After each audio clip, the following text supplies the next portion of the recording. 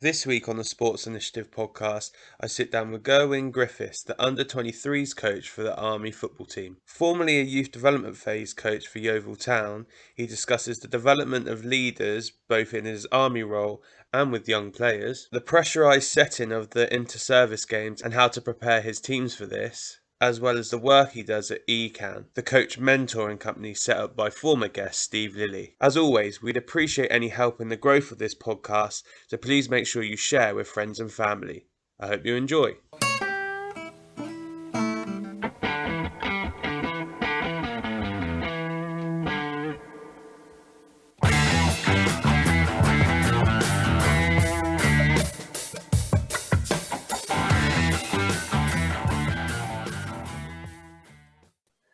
So first of all, Gerwyn, really appreciate you jumping on and thank you for reaching out. I think it's a really good opportunity for us to obviously connect and go through your experiences. I guess first question, how are things? How are you? Are you safe and well?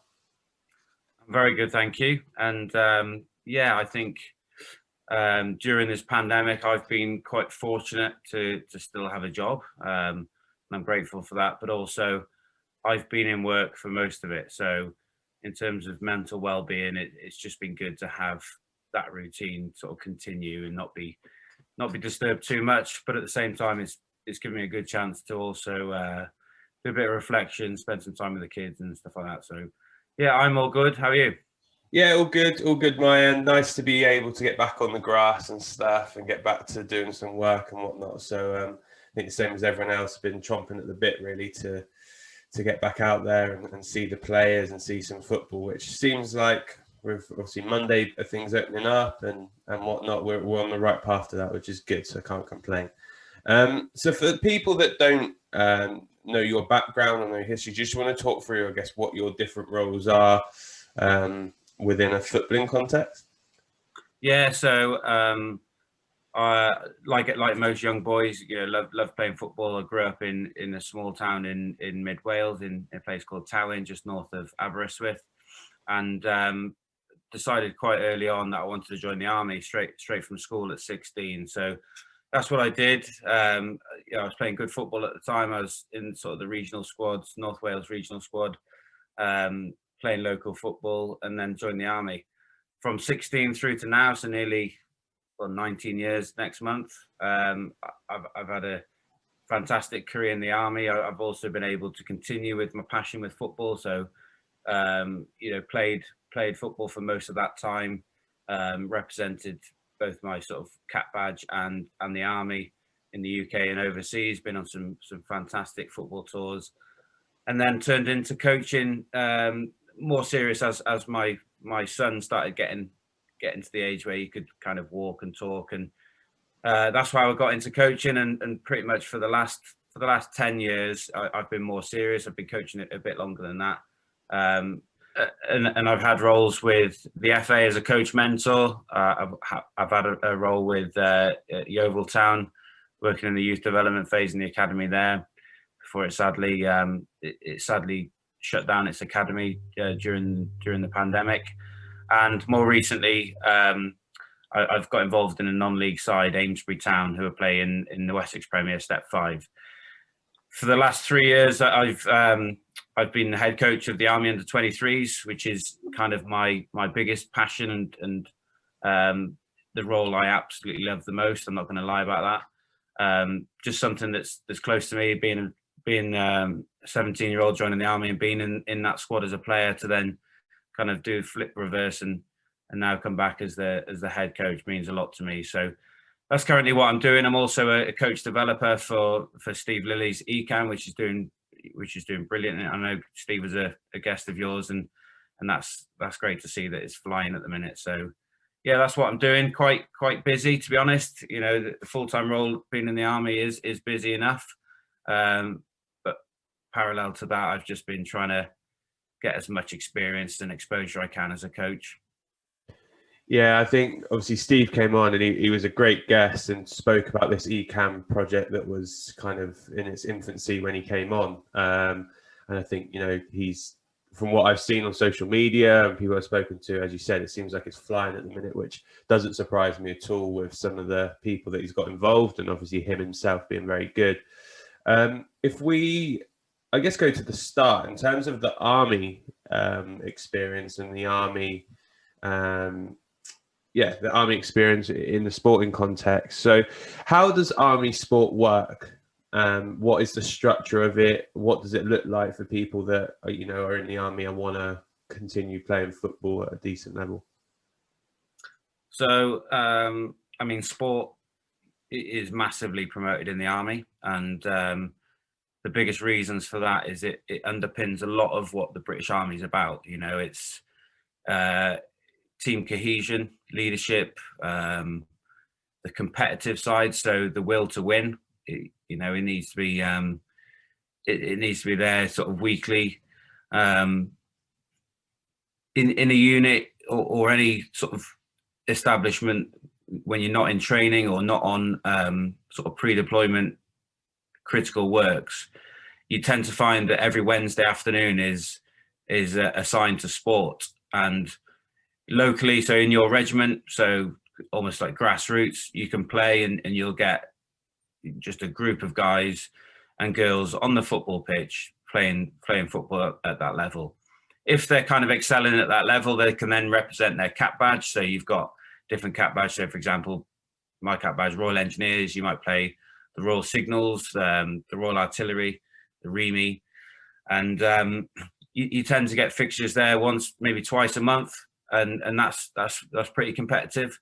And then the sort of the better players from that league as such would then represent the army team, and the army team play against some non-league sides, but their main sort of fixtures is the inter-services, where they play against both the RAF and the Navy. There is also a squad, UK Armed Forces, that is the better players from the Army, RAF and the Navy. So that's kind of a structure within football, and that's the same for nearly every sport you can probably think about. And that's the beauty that the Army sort of give back, is that I've seen so many people that didn't know they were good at certain sport and had opportunities to play at the highest level. And with that comes with overseas tours or fixtures away from the UK. And it's fantastic, to be honest. So yeah, sport has just been a big part of the Army life. Very similar to college, like I said, is where it's injected weekly or as often as possible. So we know that soldiers and officers get them returns in terms of leadership on the sports field to then take away or to bring back into effectively the battlefield, I guess. Yeah, and so obviously being in armed forces is naturally a very disciplined lifestyle. You have to, obviously people's lives are essentially at stake by, the decisions that are made or the way that you act. So how does that transfer into a sporting context? How do you transfer those skills that maybe you learn in a more traditional army setting to then, using them and developing them within the sporting scenario? I guess the beauty with sort of coaching and playing alongside service personnel in sport is that they naturally have that discipline. So whether they are on the firing range or on the sports field, they have that controlled discipline. It's been ingrained through the military that they have to turn up on time with the right equipment, good bearing and turnout. And that's exactly what you get in the sports context. And I think your question is around sort of how do you balance that? But I think it's a good thing in terms of how we present ourselves. Yes, they want to win, and they sometimes they absolutely want to kick lumps out of each other, but it's done in the right way. So, for example, if you get a red card in a football match, then you have to explain yourself to the commanding officer, and that already is, you've got boundaries and there's rules there, and it's very rarely they get encroached, really. So I'd say sport is promoted to be fair. It's sportsmanship, and that's what I've definitely seen in my time, is that it's just a bit more controlled.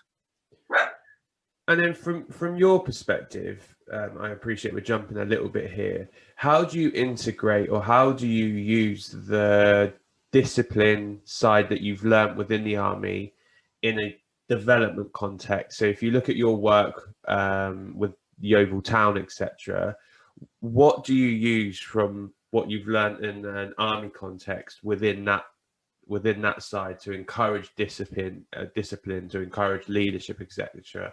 Have you got any particular strategies you use to be able to increase that within younger people and younger players? I think the key for me with working with young players and how I transfer that is to give them opportunities to lead. So I've seen in the past where the coach might say, "You're my captain all season," to a 10-year-old. And what that does is it doesn't really develop the leadership skills in the others. So I'm more inclined to look at opportunities to develop the whole group. So share that captaincy is one example, but also get them to solve problems and sort of lead tasks. So even my army under 23s, we'll often put them in groups, get them to present back and think about ideas, set pieces, and they'll present back to the group. So they're almost getting exposure all the time of speaking up in front of the group, having a say, having an opinion, taking a team and making decisions. And over time, they get to know each other and they get to know where their strengths are amongst themselves. But most importantly, that gives them an opportunity to lead. And that's certainly one thing that the army does really well. Once you get promoted or selected for promotion or earmarked that you could be a potential for promotion, you get put on courses to develop your leadership. So they bring that out of you by putting you in environments where you've got a team of 6, you're in charge, get them from A to B and construct this task. And then they'll get feedback. How did they get on as a leader? And I'm massive into kind of building that leadership out of young people from quite an early age. So those courses, what do they look like? I know there's probably a load of them that you go on, but for you, what was the standout course that you went on or you send people to, and what does that entail? In fact, over how long? So they've changed their wording slightly now, but it used to be called Command, Leadership and Management Skills, an abbreviation of CLM. And on there, you would you would kind of develop your command, leadership, management skills, but also injected quite hard in that is a lot of mental resilience. So you would go on exercise, so you'd be out in the field and you would be out there for a number of days and you'd be kind of sleep deprived and you'd be expected to just kind of keep going. If there was 8 of you in that section, one of you would plan and deliver a task, and that task could be, getting out to a certain area a few miles away and conduct the task and then come back in for the next set of orders for the next leader to have an opportunity. And that these tasks and sort of as you get your plan and orders could be 8 hours per person, and you're bouncing from one to the other, and it can get tiring, especially when you're mentally fatigued and physically fatigued, but you come out the other end and you're a better leader from it. And obviously if you show signs that you can't deal with that or can't cope with the demands, then it's going to reflect on you as a leader, and you might have a final report that says you're not quite ready for promotion yet, as one example. But yeah, these courses now are starting to get recognized in, so CMI, I don't know if you've heard of the Chartered Management Institution. So these courses are starting to get recognized by the likes of CMI, and you can get your level 5 in leadership management through showing the evidence of depending on how many courses you've actually done through the army. Yeah, it sounds similar to on ECAS. I think they do something similar to that in terms of leadership skills, which a few of the guests on here previously have discussed. Just around the people that maybe get flagged as not quite ready for promotion, etc. What support mechanisms are put in place to then try and get them to the stage where they are ready for the next step? So you'd go, you'd go from your regiment to a central location to undertake the course, and all they'd say. So on the course, you might get 40 students, and they're all from different regiments across the UK. And if they're deemed not quite ready, then all they do is they go back to their parent unit, their regiment, with almost like a remedial plan. Is that soldier X, wasn't quite ready in this area. Can you, as the sort of your chain of command, get that soldier ready with evidence, and submit the paperwork through to us, and we can validate it and maybe issue that qualification. So you're going back to your parent unit to sort of work on that deficiency. So there's like a clear I guess evaluation and re-evaluation process, so that the person has a concise understanding of what area maybe they need to develop moving forward. Yeah, and that might be the ability to deliver a plan, or prepare to deliver the plan. It might just be that area. So actually the delivery of the plan might be brilliant. They're demonstrating that they're a leader in their way, that they can deal with a plan, but there's some kind of teething issues around delivering the set of orders, maybe to get them to understand the plan, if that makes sense. So yeah, like you said, it might not necessarily be you're not a good enough leader. There just might be parts within the leadership that they're just not quite ready. And so transferring this again to youth development, obviously you can't, keep them up for 24 hours and then ask them to get you from A to B or whatnot, because I think you'd have teary-eyed teenagers. So how do you go about, I guess, challenging and developing them in a challenging situation or in a challenging environment? Because I think what you're highlighting there is actually those leadership skills aren't showcased in a really comfortable environment where it might be easy. It's a difficult situation you're being asked to do, to replicate combat or whatever that might be. So how do you go about sculpturing a situation like that for players in a youth development environment? I think it'd be similar to how, if a player wasn't ready technically, what would you do? You'd probably put them in different environments to test them technically, and that might be maybe with another age group, or maybe age group across, whether it was down or up, or in different environments to stretch them technically.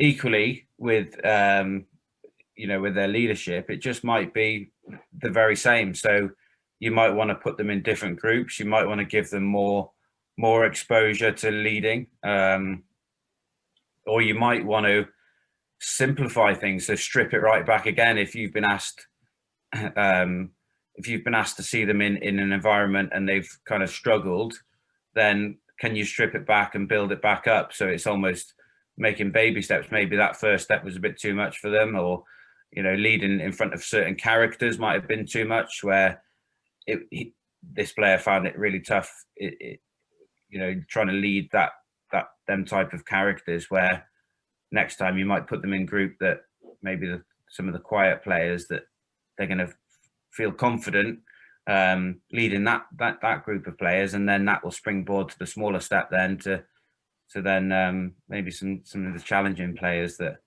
are perhaps quite harder to lead. And how important do you think personal characteristics are within leadership? Because everyone's going to have different styles and different experiences and stuff. I'd imagine in the army, you're going to have a vast array of individuals from all walks of life and all walks of the country, etc. So how differing are leadership styles, and how important is it for people to develop like a holistic skill set to be able to deal with all the different types of people you're going to come across?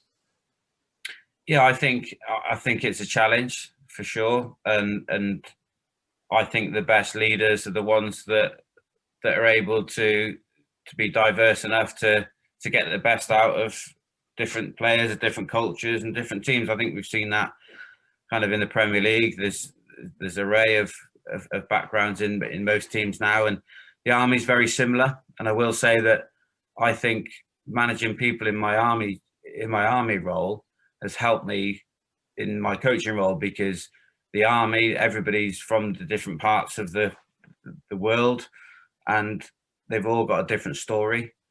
And very similar to young players, they're all different. They might all come from the same place, but they've all got a different story as well, perhaps. So it's definitely helped me. I think your question around how do we adapt? I think you just have to know your players, know your people, first and foremost. And I think you just have to wear that different hat for different people. One player might need a kick up the backside, and that won't work for the next player. So, and I know it's a cliche, but it does come down to knowing your people. And I heard a great saying the other day, actually, on the Ecan workshop, is connection before correction. So before you go into any group to try and perhaps fix any problems, you've got to connect with the members of that team first. And the saying that I like to use a lot is that players don't care how much you know until they know how much you care. So despite what leadership style you've got, I think the fundamental is understanding them players and connecting with them and caring for them first. And then I think when they've got your trust, then it's up to you then to use your leadership style for different players to get the very best out of them. And do you think that's changed over generations? Have you seen differences in majority of learning styles and majority of leadership styles? Do you think that changes from generation to generation?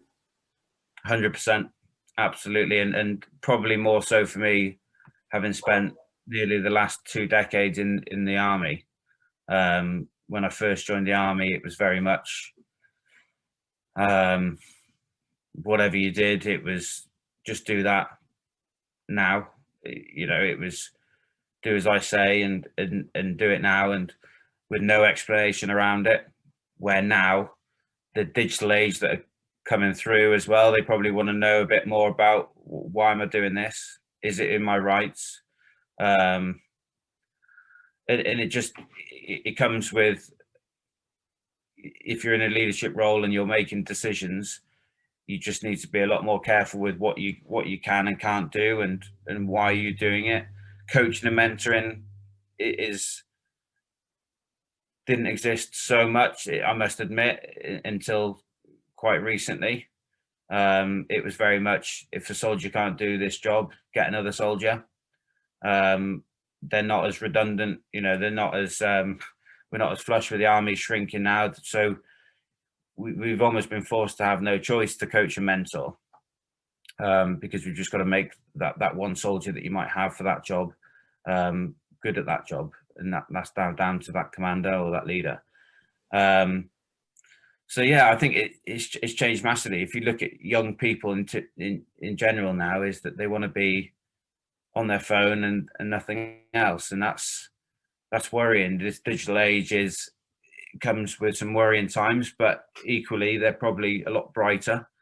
They can write messages on their iPad at 7 years old, and I think sort of our generation, we didn't have a mobile phone until a bit later on. So maybe there is a higher intelligence cohort out there now, but they just, you don't see kids climbing trees and doing all that type of stuff anymore. It's all digital. It's all on their devices, and of course that's having an impact on our society.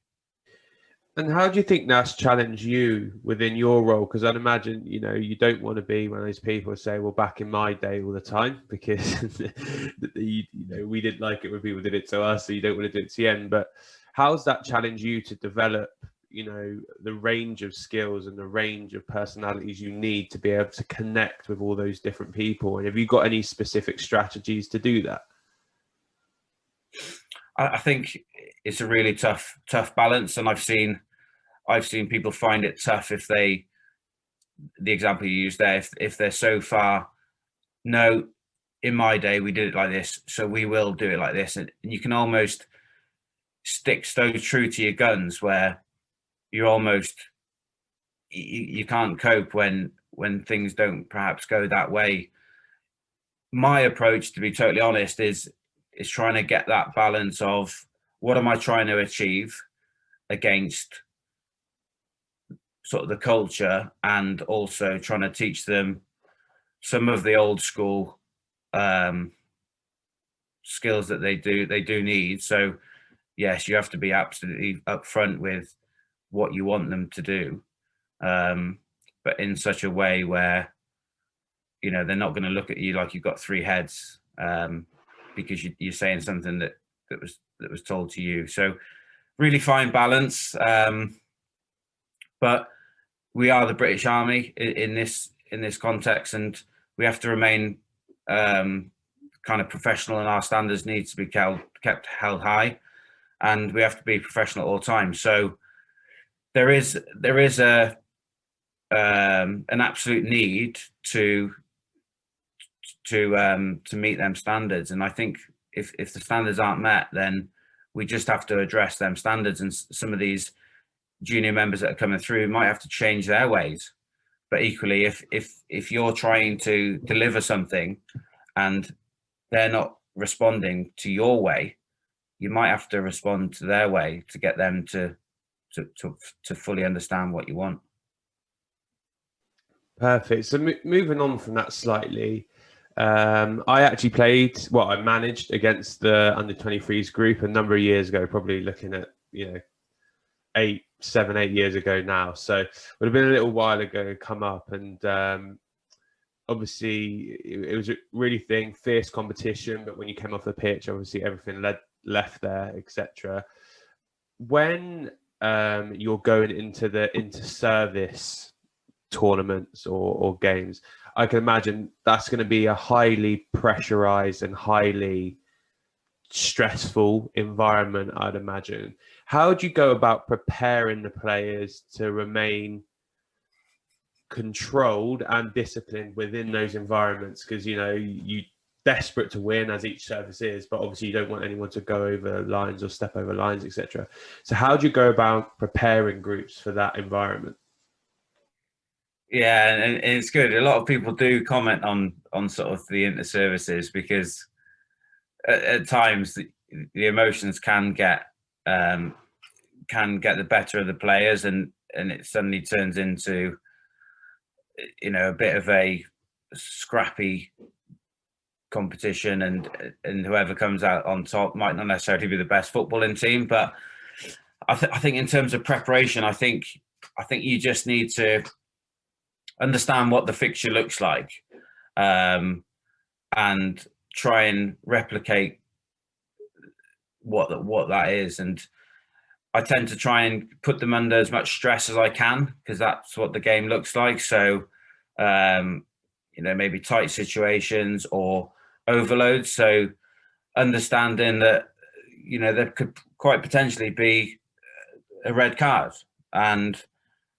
but are we in a position to deal with that if that situation arises, or are we, for the first time ever, we're planning for, we've got a man short, what do we do now? So it's, I guess, to kind of cap this question off, it's trying to put them under as much stress and challenging situations as you can in training, to help them best prepare, but also like the preparation lead up. So the fixtures that I wanted before the under 23s inter-services, I wanted them to play in fixtures where people were watching. There was a lot of sort of resting on the results.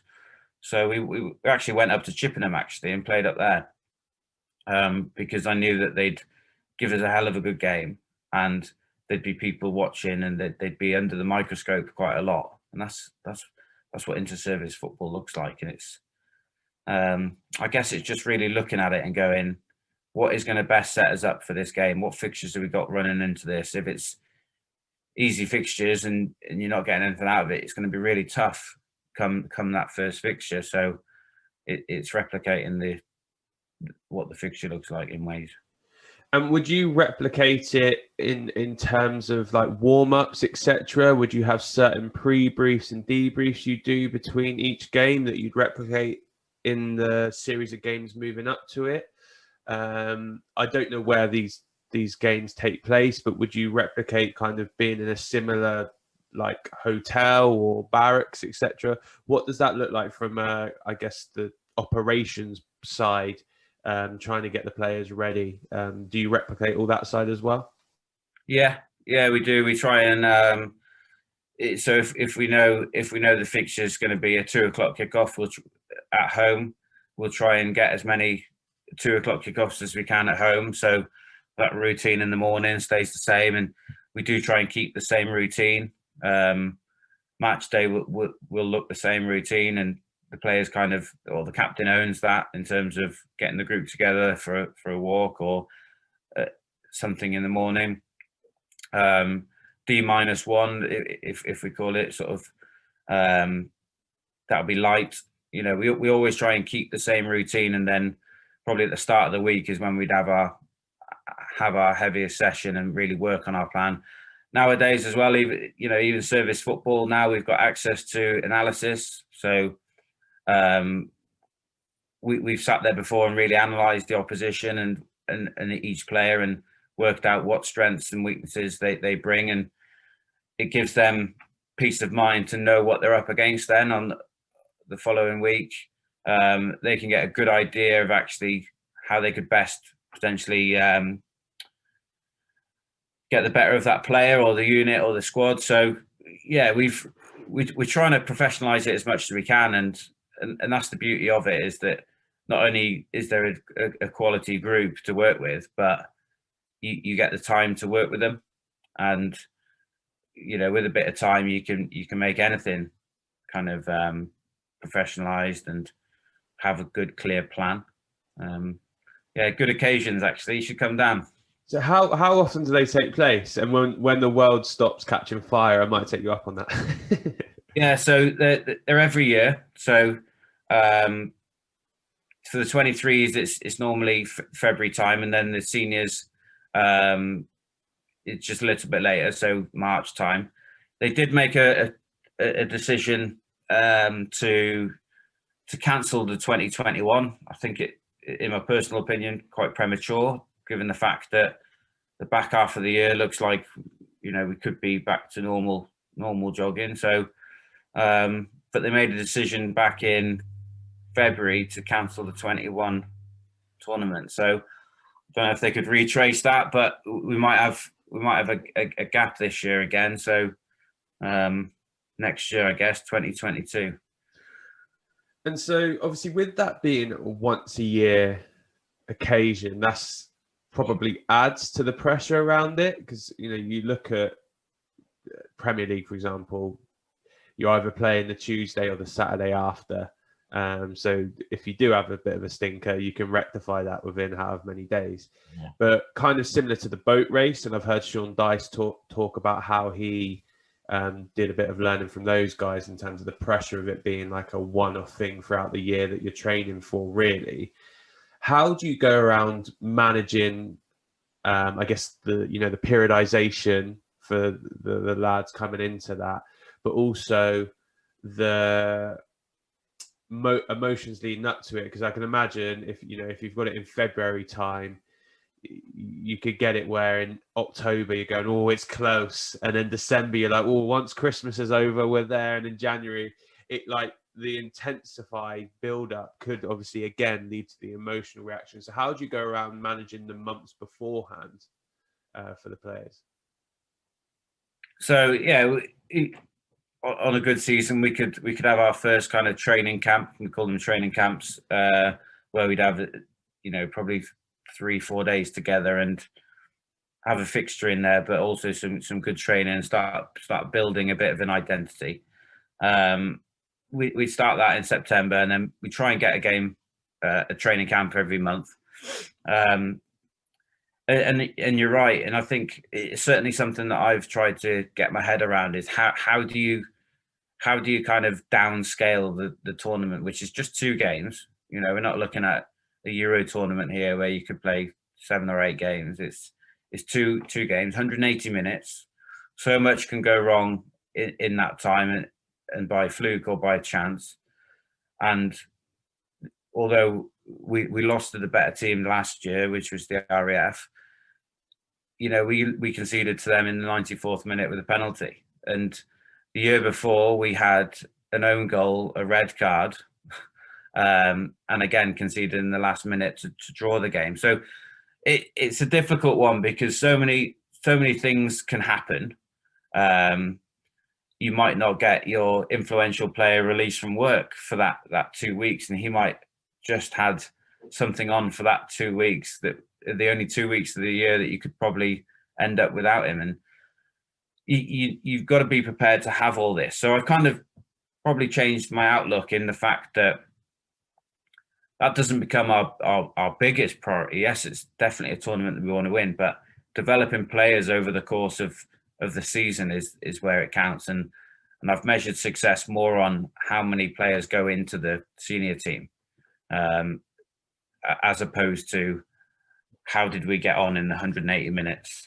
But yeah, the senior team is different. It's all about the bragging rights and who wins that tournament. So slightly different for me than the senior team, but yeah, I think even the senior team, it's how do we change the mindset of like you said, is that it can be everything about that 2 games, and it's built up for a long time. We had a guy who don't know if you know. Do you follow Swindon Town?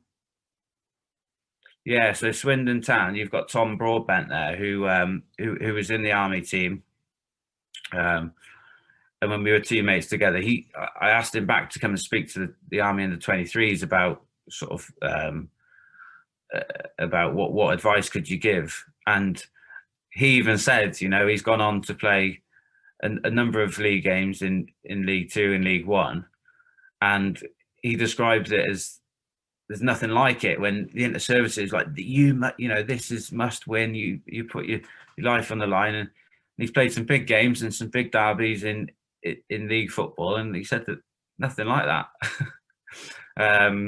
which just shows you what people kind of value that fixture in the inter-services, in comparison to maybe bigger things. So yeah, it's definitely trying to keep their feet on the ground, I think, and try and make it not a big deal, but to them it's a huge deal. So you're almost fighting trying to a losing battle to a certain degree. Yeah, you really are. In terms of people that have gone on to progress, is there much history of guys coming out of either your setup or the senior setup going into high level football or the pro game?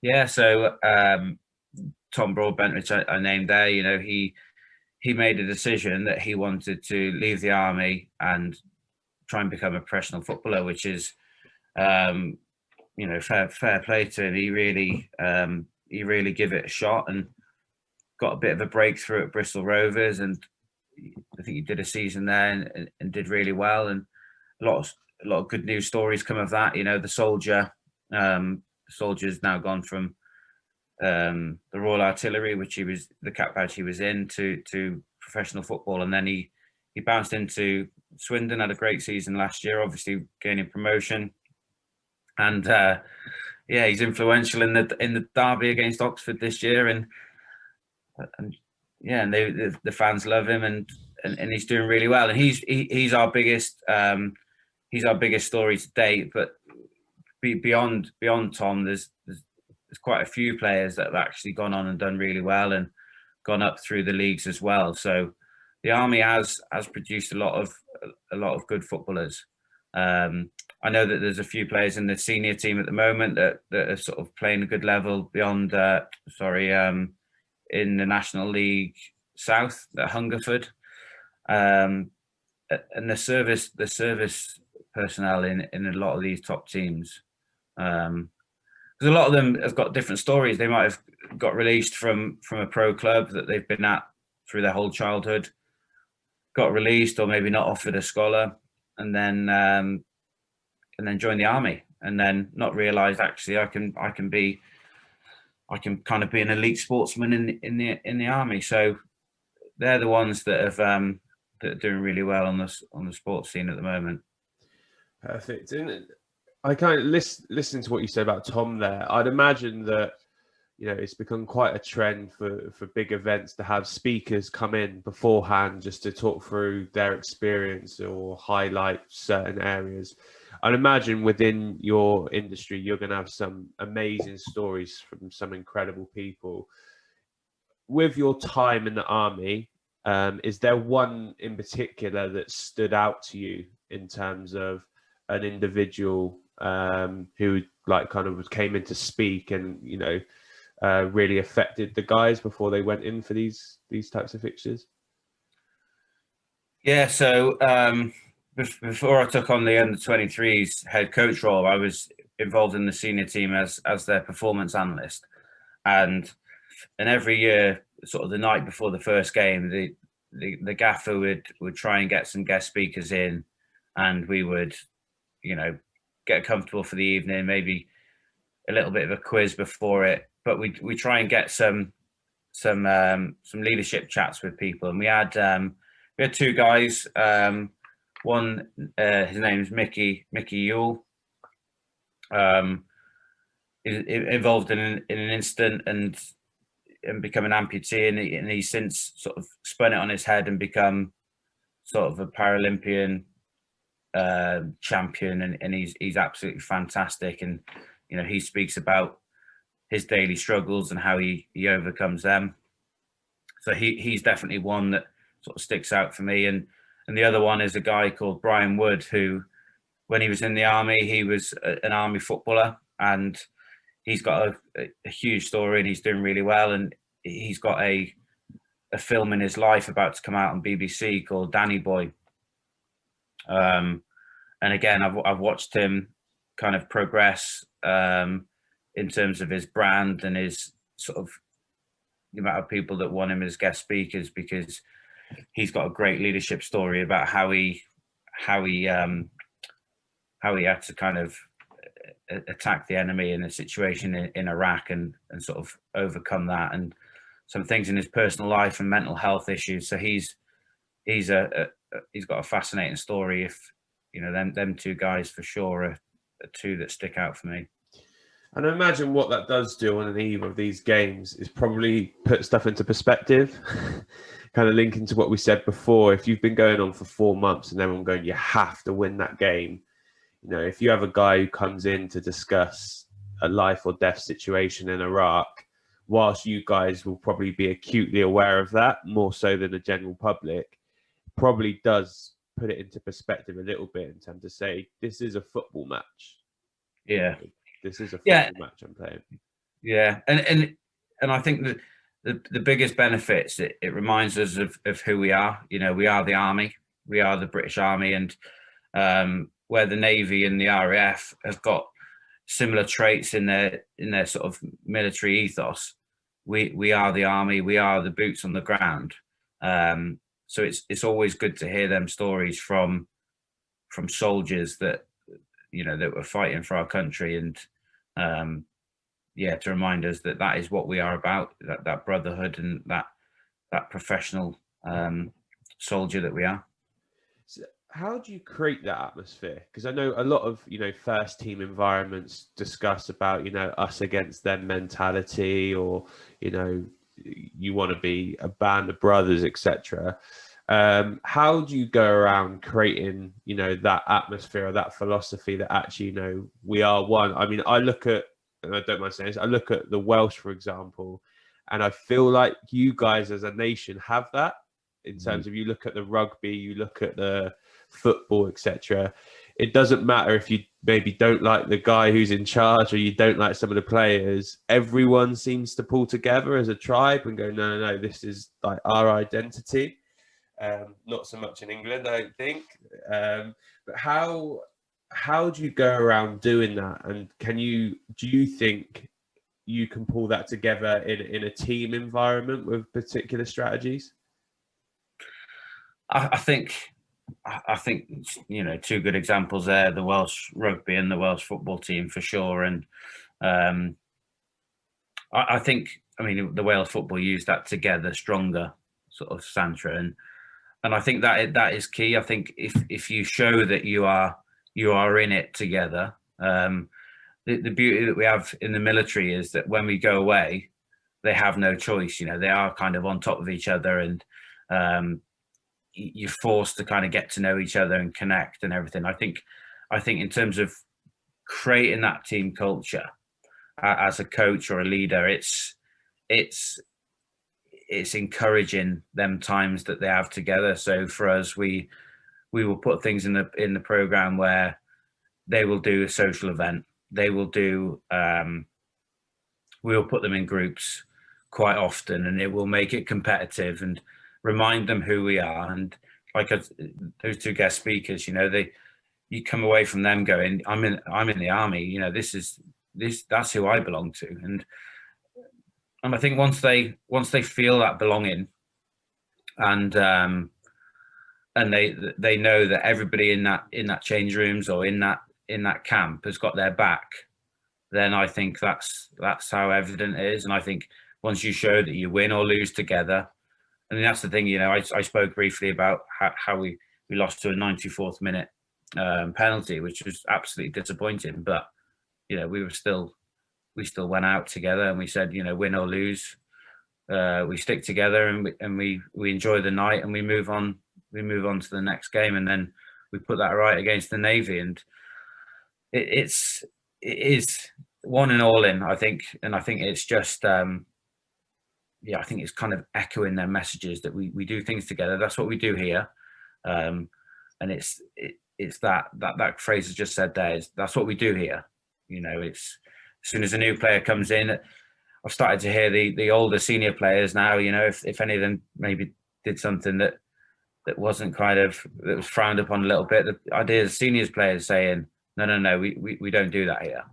And that's when, you've got the culture right, is when you've influenced and empowered the senior members of the squad to kind of rein in the junior members without you even having to speak to them. And I guess the challenge, particularly in the professional environment of football at the minute, is getting that culture in place, staying in a job long enough to get that culture in place, because it's so quick changing in terms of people getting the sack. You look at Richie Wellens at Salford at the minute. I know there's been some stick with Gary Neville on social media, etc. But, how can you get that environment in place within 6 months? Because, naturally there might be individuals you don't get along with who don't buy in, and all of a sudden you're out of a job and you can't actually get them out of the change room to create that culture. Yeah, and I think it's timing. And I think if the example there with the professional managers, you could have two bad weeks in work, and that might be 4 fixtures, and you've got no points. You and I can have a poor 2 weeks in work, and we'll still keep our job. And it's just a cruel industry. And I guess the guys that are doing so well, I think Harrogate, is it Simon Weaver at Harrogate? I think he's held his job the longest in all 4 leagues, and it's like, what are they doing well? It's they've created a culture, and they've created an identity, and they've been given time to actually build that team. And certain clubs want the result now, don't they? And that's the problem. It's that balance between, I want something now, but I also want it to be sustainable. So who's the right person to give us that? Yeah, I think there's a bit of a transition at the minute. You've got some slightly younger coaches coming through. It's just interesting. I look at Tottenham at the moment. I'm a Spurs fan, and it's challenging. We had Poch for a number of years, did really, really well, didn't win anything. Kind of I think the phrase I saw the other day was "sold our soul" to try and get Mourinho, which I'm not sure I necessarily agree with, but different type of management style. And now there's rumours of him obviously leaving and who you might go from there. So I think it is, you want the success, but obviously you also want to be able to go and enjoy watching your team on a weekend, which I think is obviously a real challenging situation. I imagine it must be challenging for you, coming from a highly efficient and disciplined environment to then kind of change over to academy football, which probably isn't that, just nature of it, because of you know fixtures change from Friday to the Sunday. You might plan a session for a number of players and one of the kids is ill or injured.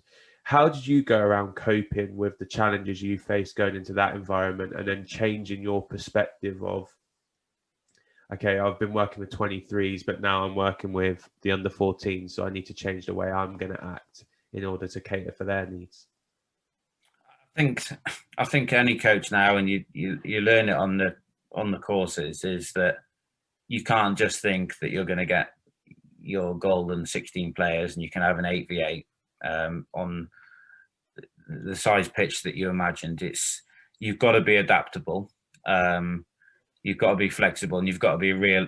You've got to be realistic enough to know that someone could drop out just before training. Somebody could get, especially like parents, might not be able to get their child to work. So you've got to adapt. So you've got to plan for a session, but then you've also got to plan what if. And I use that phrase, what if.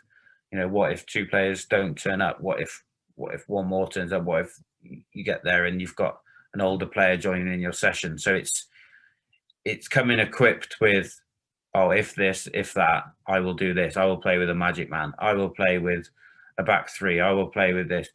So I think once you start grasping that as a coach, sort of working your way through, I think you just become a better coach, because it's very similar to the game, isn't it? That your goalkeeper could get injured in the warm up, or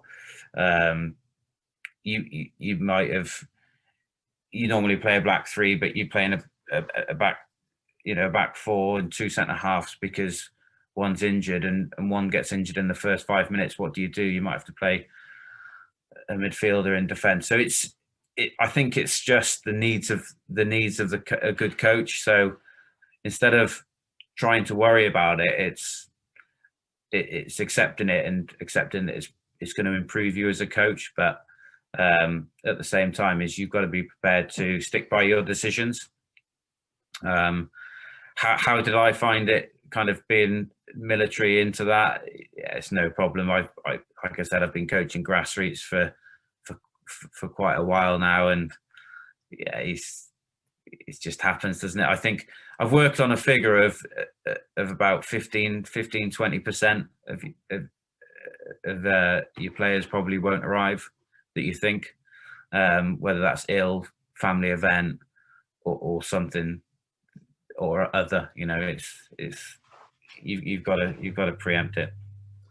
Yeah, I think that adaptability side's a massive one. I actually discussed this on a podcast yesterday, saying that's probably one of the skills I learned most as a coach when I was doing community coaching, is you just have to be adaptable. Like 1 minute I was coaching football, which I was fine with, and then I got beach volleyball that I may have never done before. So having that ability to adapt quickly and kind of calmly and go, you know what, it's coaching, it's set something out. If the kids are having fun, we're good. That's always a good point to be in. Is there anything you think that football could take from the forces in terms of doing things better, or do you think there's anything that actually we could have real learnings in football in terms of structurally that might either improve the players' experience or make it more efficient being run?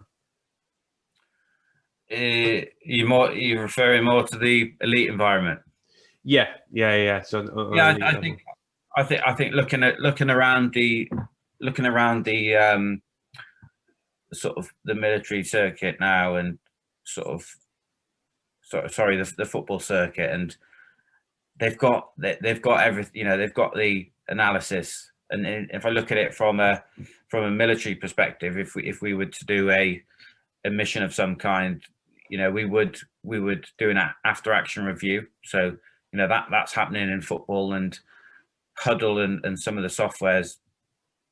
My boys at a club at the moment, and sometimes I've not even been in the car 10 minutes, and his session or his match is on my phone, ready, and it's clipped with all the actions and interactions that he's had. So I don't need to search through the 90-minute game. I just watch his clips, when he touched the ball, which is great. And the clubs are doing that well. I've noticed they've started to implement people like sports psychologists, sports science. They're doing it all. They're doing it all in these clubs. I think they're probably leading the way, and I think the other way around. I think the Army could take a dose of what some of these clubs are doing, if I'm brutally honest. But I think the biggest one probably from the military into football is probably that mental resilience. It's something that the Army's kind of always done well, and the mental health support I think you see now in place for those people in the military is fantastic. So mental resilience and mental health support are probably the two things I'd love to see more in football, especially around these players getting released. And you've seen it on the news that some people are impacted more than others, and I think people kind of do assume as well that the struggles that some of these have, and that it's affected solely on football, which I think is sometimes a bit unfair on the football club. And I think football clubs make these children better people, and that's something I absolutely can vouch for, especially with my son. He's had some amazing experiences in the academies he's been at, and yes, they can build up pressure on themselves that they're going to be this pro and they're going to get 100 appearances and play for their country, but they know that it's really highly unlikely as well. It's when the dream's kind of chased to the point where it affects their mental health and their well-being is really tough to see. And the stories that I've read are kind of hard to read, but I really do think that these clubs are making these young footballers better people, and that's what I think we need to remember. But like I said, I would love to see the support that the Army has for the soldiers implemented in youth players. So yeah, I think it's a really interesting time within academies. I know I had Dr. Richard Elliott on a little while ago on the podcast, and he spoke about Vincent Pericard, who played at Portsmouth and Stoke, and discussed heavily the research he'd done with him and the struggles that he had being supported. He left Juventus when he didn't really want to leave. And like, he turned up in Portsmouth, no one was there to greet him. And so he said he's in a country, he doesn't speak the language, he doesn't know where he's going. And that's quite a common thing, was quite a common thing. But I think now, people are understanding that if you want players, particularly foreign players coming across, to settle in well, you need to support them. And I think that's now trickled down into academy setup. So I look at, the club that I work for, and we have psychological support from the players that stays in house that the coach would never find out about, to be able to support them. We're able to help them with schooling and provide tutoring, and if they do get released from the clubs, we keep records in terms of where they are and reach out to support them. I only had an email the other day, which is brilliant, from a lad who used to be at the club, and he was in contact with one of the league guys, like welfare guys, and then recommended a player because they'd helped him to go out a coach, and he was like, he might be good for Southampton, etc. So I do think that there's a growing consensus that actually we need to support these boys, particularly when you're going for scholars and the stress and whatnot that comes within that. I did my dissertation on losing player identity because of what I've been through. And I think that's something that we can continue to, try and improve and make the boys understand that whilst you're a football player, that's not what all you are. You're a person that plays football. So let's focus on the other things that you can do, and you'll have other skills to go in different avenues. Like if you told me at 18 that I was going to be setting up a podcast, talking to people, I would have laughed you sideways. But I'd like to think developed some skills that have allowed me to do a semi-competent job.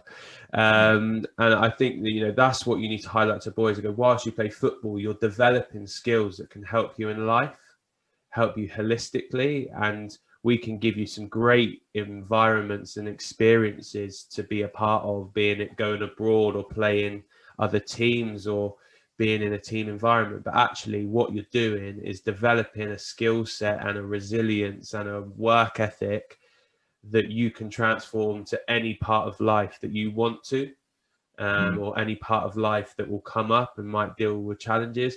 And I think if we can focus on that area of academies and make them realize that you're developing skills alongside your football, that will go a real long way to reduce the psychological factors if a player doesn't make it, because as you said, the chances are really small.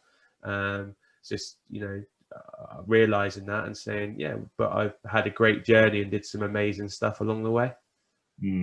Yeah, and that's what these clubs are doing now is for their players is fantastic. And would they get that exposure if either in another sport or without football? No. So I'd like to think that beyond the dream and what they might think is the real dream, they're becoming better people, Yeah. Especially when academies are taking them away, the culture from overseas country. And you wouldn't get that, you get that now and again in school, and that's still available to them, but they're getting to play against kids from different cultures and go and experience different cities and stuff and learning new skills. Like you said, I think it's fantastic. Yeah, and I've said it to my guys before. Like I went with a group of under 10s to play Bayern Munich, and a few of them were getting nervous. I was like, "You guys are crazy," and they were like, "What do you mean?" I was like, "Listen, it took me till I was, I think, under 16s or 17s to play against Bayern Munich." I said, and I count myself fortunate that I was able to have that experience. I was like, "You guys are doing it 10." I was like, "It's great, just have fun." I was like, most of your mates will probably be playing at school right now or be doing homework or doing chores around the house. I was like, you guys are getting to play things. Don't worry about it. And I think if you can really breed that mindset into them and go, you're going to have some great experiences along the way, and you're going to have some memories that you'll look back on and go, I can't believe I did that.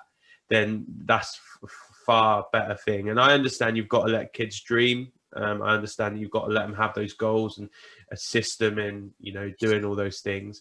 But I think one thing my family did really well is they were like, okay, what's your plan B? What's your plan C? What's your plan D?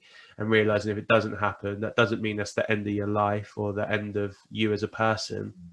It just means that's one door that's closed. Another 3 have now opened. Go and investigate something else. It will take you places that you never knew. So in terms of the work you're currently doing with Ecan, do you want to just briefly go over that in terms of what you're doing there and how you found that whole project with Steve? Yeah, so Steve, over the start of the lockdown, for those that don't know, Steve Lilly, and I know he done a podcast recently, and I'm sure it'll be well worth a listen. Steve was working for the FA and had worked for the FA for a number of years, and tutoring was his absolute passion.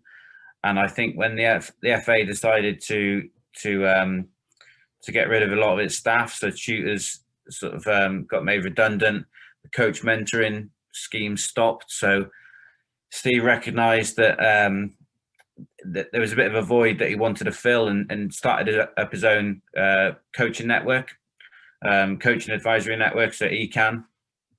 And what he's done is he's collaborated with the people that he rates highly to help him out as coach developers. And what he's been doing is pretty phenomenal, that he's offering coaches some CPD in the form of whether it's post level 1, post level 2, post UEFA B, mentoring at their clubs, so grassroots clubs. He will get a coach developer out to you and help you and mentor you as a coach or a cohort of coaches, and it's just been great. And I'm really pleased with Steve. You know, he comes with high credibility. I must admit, I never knew Steve. I never worked with Steve, but I knew a lot of people that I trusted massively, that rated him. And when he reached out to me to ask me to get involved, I absolutely jumped at the opportunity because I know he's going to help me grow as a coach and a coach developer. So no hesitation from me. And although it's in its early days, it's really getting itself around on social media. And I helped sort of just be on a call the other day with the post UEFA B workshop, which is around psych and social, and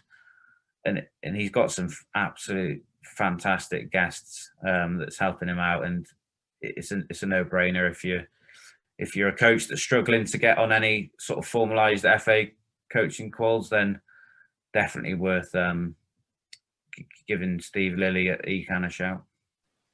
Yeah, I think, as I said at the start, I've been following a lot of the work that he's done. And as you said, some of the speakers have been great, and some of the content that he has provided out there has been really good. And I've actually got a couple of colleagues of mine in Southampton in another facet that are using it as part of their college boys who are going through their coaching qualifications, supporting those guys coming through. And he said what they've been delivering is really, really good. And yeah, I definitely recommend what you would there to kind of, if your club is in need of people to provide a little bit of support, definitely reach out to you guys, because you've got a wealth of knowledge and some really good people. And I think, you know, if you get good people in a company, that's always a good stepping stone, because they can find the information or deliver the content and whatnot. So listen, I appreciate we're fast approaching the time we'd allotted for this. So I'm going to ask you one last question, which I ask everyone, which is, who is the best player you've played with or against, and why? Wow. So I played in an army sort of celebratory fixture where we were celebrating 150 years the Army FA had been established, and it was also the same year that the actual FA was 125th anniversary. So we played a fixture, the Army against Premier League legends at Madejski, probably about 6 years ago. And I played against some cracking players in that lineup. Probably the best one was Mendieta. Didi Hamann, he was up there. People like Merson and Matt Letizia played, but they were kind of, you know, carrying a little bit. Gary Neville was playing as well, although he just got into sort of the commentary side and he put a bit of weight on. But for me, Mendieta and Didi Hamann were still lean. You know, touch was immense. Probably one of them two for me. I remember watching Mendieta growing up. I think it was Mendieta, John Carew, and Aymar out in Valencia. I think it was a time when they had like the orange away kit or something like that, and those guys I used to love. So for me, that's a real blast from the past. I'd forgotten about him, but yeah, great player technically. So just glided around the pitch on the ball and stuff. He was brilliant to watch, even though often it meant Tottenham losing to Middlesbrough. Probably Chris Kamara played as well. He took me out. He took me out as well. He was a character, and you know, and this is where I love the fact that I watched football in the 90s, you know, and I can only imagine maybe the 80s again was another great era. But you know, football back then was Premier League years is my favorite program. I could watch that all day long. And football was amazing then. You look at the kits and the stadiums and the sort of the camera footage and stuff. It's exciting games. Yeah, for sure. I think there was an element of freedom to it. Like I've been watching it recently, and I watch it. Like, how has the guy got through that gap? But you realise that like the tactical side isn't as prevalent. So you had people running here, there, and everywhere. I watched the Euro '96 England v Scotland game with Gaza and that goal, and like you'd struggle to see tactical things because everyone was just rotating everywhere. So I think, yeah, as you alluded to there, some really interesting times of football and interesting developments for sure. But yeah, no, it's great. Well, listen, Gerwyn, I really appreciate your time. It's been a great conversation, and I'm sure we'll stay in touch and catch up on when you are able to get those service games going. We can catch up on how your preparation's going, and hopefully I can come down and have a watch. Yeah. No, cheers, Mike. Honestly, it's been a pleasure. And I wish you all the best with this podcast. And the guests you've had on have been spot on so far. So I no doubt that you'll continue to get some more success, mate. Fingers crossed. And as I always say, if anyone has enjoyed this podcast, make sure you share it with a friend. That'd be great. Cheers. Cool. Thank you.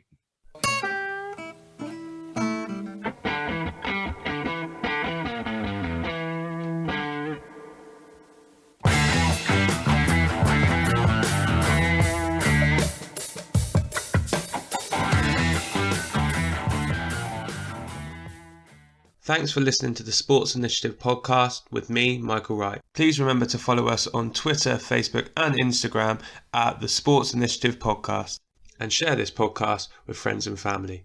I'll see you next week.